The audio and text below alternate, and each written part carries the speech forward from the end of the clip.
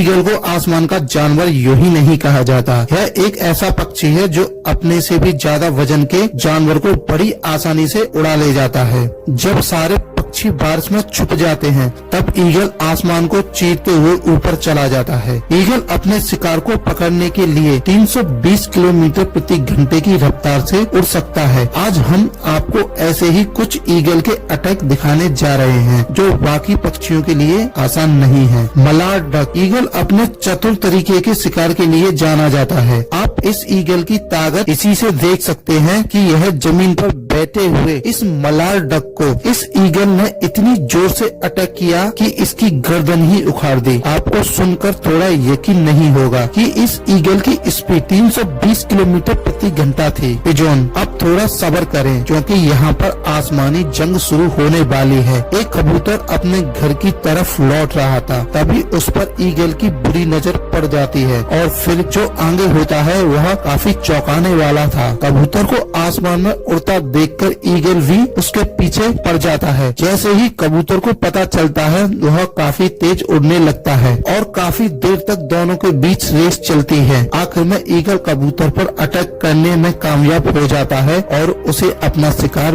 बना लेता है। फॉक्स, शिकार करते वक्त ईगल कभी यह नहीं देखा कि शिकार कितना बड़ा है या कितना खतरनाक है। उसे सिर्फ शिकार से मतलब है। जब ईगल उड़ान भर रहा था जब उसे अचानक एक लोमड़ी दिखाई देती है और फिर ईगल लोमड़ी पर हमला करने लगता है। जब ईगल तेजी से उड़ते हुए लोमड़ी पर अटैक करता है तो वह बच निकलती है। फिर ईगल दोबारा से लोमड़ी पर हमला करता है। फिर उसे सक्सेस मिलती है और दोनों के बीच काफी देर तक फाइट चलती है। आखिर में लोमड़ी को दम तोड़ देती है। पपी, रोजाना की तरह उड़ते हुए ईगल पेड़ पर बैठ जाता है और शिकार के लिए वह अपनी नजर इधर उधर घुमाने लगता है। तभी उसकी नजर पप्पी पर पड़ती से देखकर ईगल अटैक करने का पूरा मूड बना लेता है। वह बैठकर इंतजार करता है कि पप्पी अपने घर से कब बाहर निकले और वह उन पर कब अटैक करे। वह पेड़ पर बैठकर और अपनी पूरी नजर पप्पी पर रखता है। आखिर में वह टाइम आ ही जाता है। पप्पी अपने घर से बाहर निकलते हैं और ईगल उन पर अटैक करता है और उनमें से एक पप्पी को दबा लेता है, मगर पप्पी को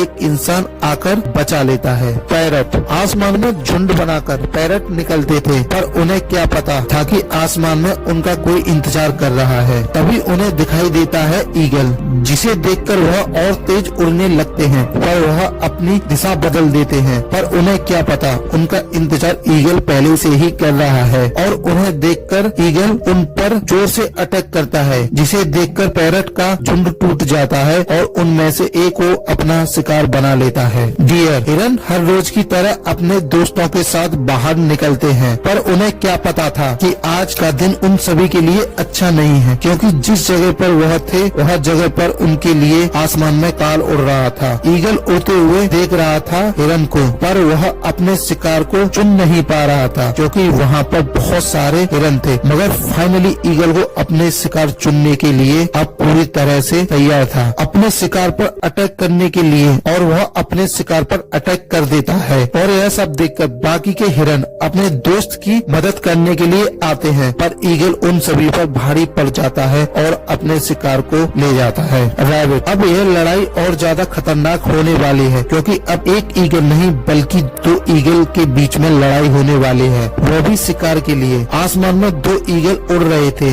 तभी उनकी नजर पड़ती है एक रैबिट पर। अब इन दोनों के बीच दो शिकारी और एक टारगेट था। पहले ईगल को आपस में लड़ना होगा। दोनों ईगल के बीच फाइट स्टार्ट हो जाती है। दोनों ईगल फाइट करने के बाद सहमति बना लेते हैं और फाइनली रैबिट का शिकार कर लेते हैं। अगर वीडियो अच्छी लगी हो तो मेरे चैनल को सब्सक्राइब करना और वीडियो को लाइक करना।